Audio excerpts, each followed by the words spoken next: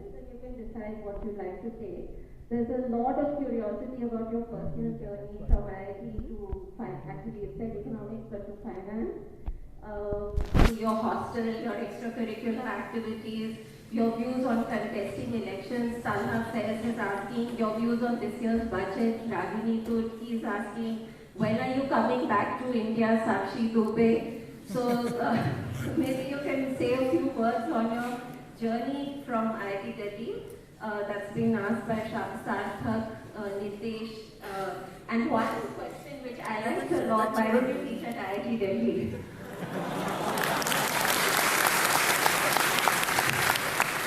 Clearly they are not good enough.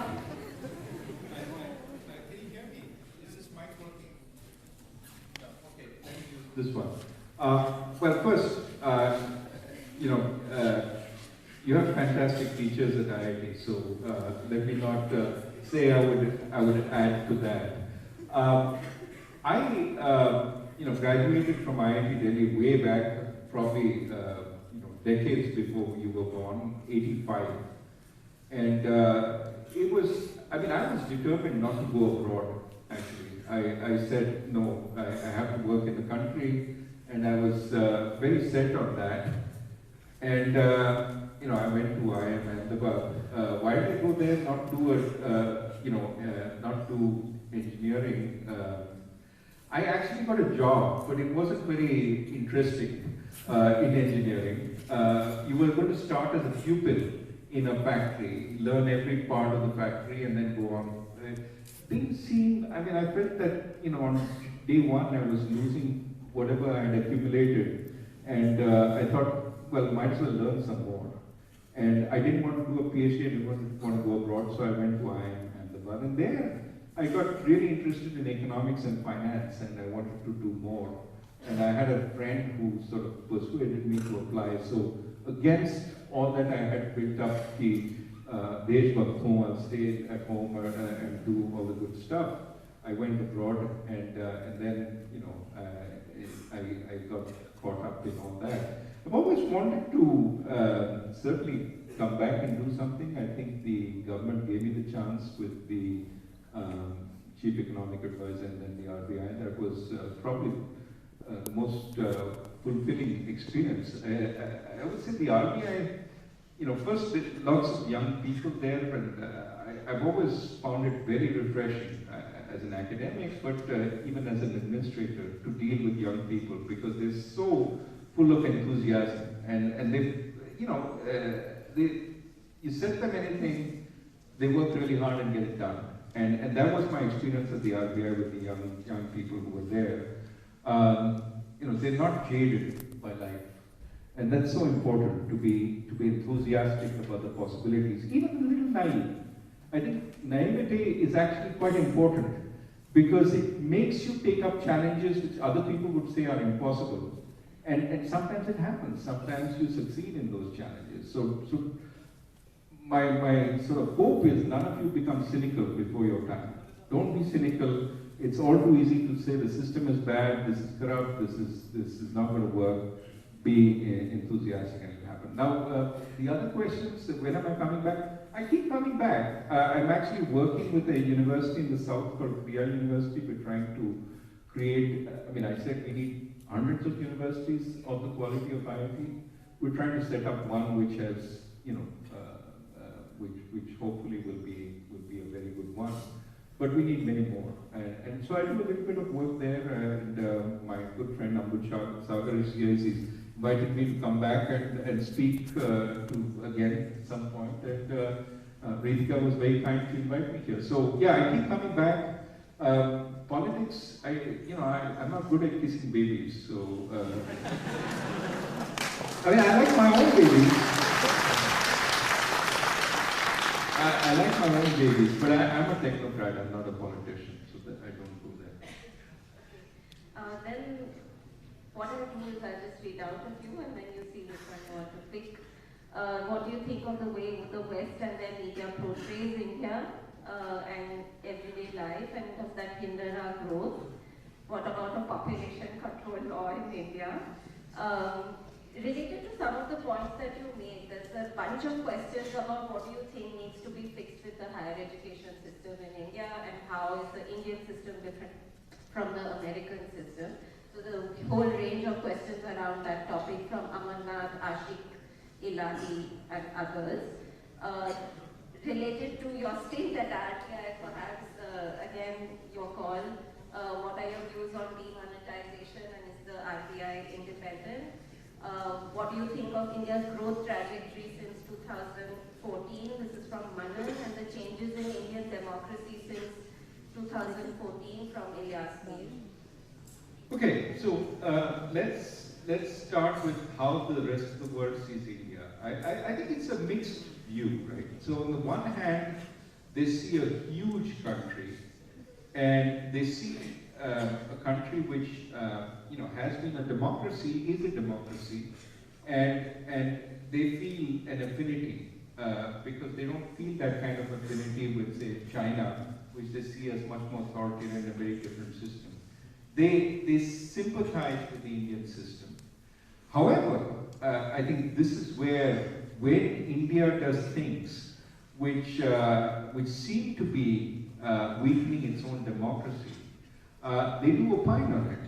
And we can continuously dismiss that criticism as bias, but when every major newspaper outside, whether it's the Financial Times, the Economist, the New York Times, the Wall Street Journal, the Daily Mail, all of them have a similar viewpoint, maybe we should stop and say, okay, what is it that we're doing wrong that we need to listen to? So again, I think it's, we have sometimes a very, very irritable view towards foreign advice.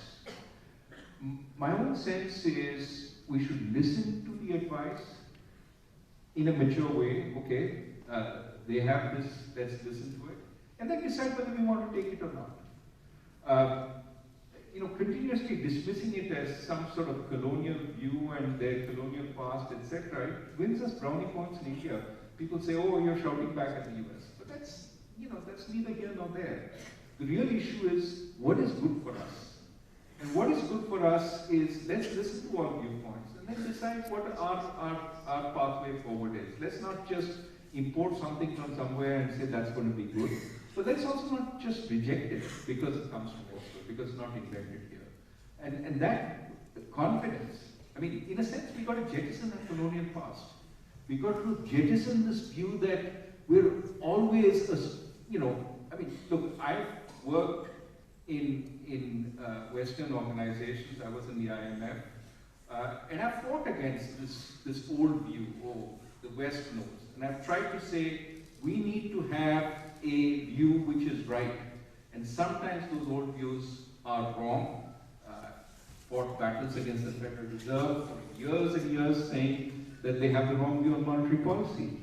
But at the same time, I think it shouldn't be knee-jerk. It shouldn't be because they're saying it, they're wrong. You have to have a sense of why they're wrong and show them that they're wrong.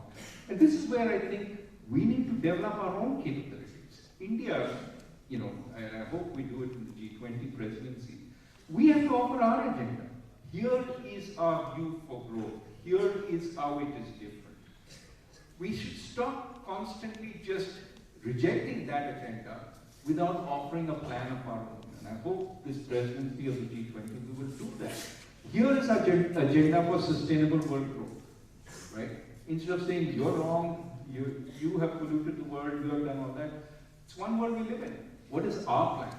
And how is our plan going to take the world forward? So we need more thinking. That's why people like you come in. You have to be the people who provide the ideas to the world from India. Here are our ideas. Here's how they're different, here's how they're better. They will certainly come from an Indian perspective. They may be biased towards India, but at least it offers us an alternative rather than just rejecting what the West says and says, we don't like that. What was the other question? I don't know, maybe you want to pass the population control law question, but changes in the educational system, like if you want to Well, I think we have a lot of really top quality educational institutions. Where we need much more change is in primary and secondary education to improve the quality of education that the kids, especially from a poorer section, from rural areas, the kind of education they get. In a sense, the education system is a big equalizer. And if we can improve that quality at lower levels, the lower levels hold you back. If you've been through a poor primary school, you're going to have a miserable secondary school education. And if you even pass that, you're going to have an awful college education. So you need to improve the quality right from the bottom. And that is even before you get into school. When you're, in your early, my colleague Jim Heckman, Nobel laureate in the 80s, in the early 90s, basically says by age 5 you're done. You're set for life. If you had terrible food, if you had bad values injected into you by your parents, you're finished, age 5. I think he's being a little sort of over dramatic, but it does suggest that early capabilities are very, very important. Whether you have good nutrition, whether you get the right vaccines against disease, whether you've even learned basic value systems. Those are very important, and we should do our best to get that to everyone.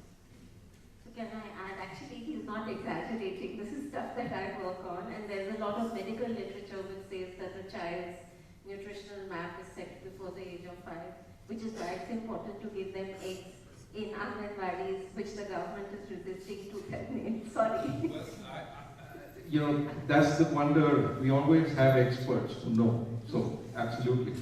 Sorry, I'd never missed a pitch for eggs in the I agree entirely with you, so I would just withdraw my exaggerate to whatever comment I made about it. Go ahead, Mike. Okay, so then there's these questions about India's trajectory since 2014 and the changes in Indian democracy, demonetization, independence of the RBI, in case you want to take any of those. I mean, on demonetization, I've spoken before. I think I was asked about whether we should go for it. I basically tried to persuade the government it was a bad idea.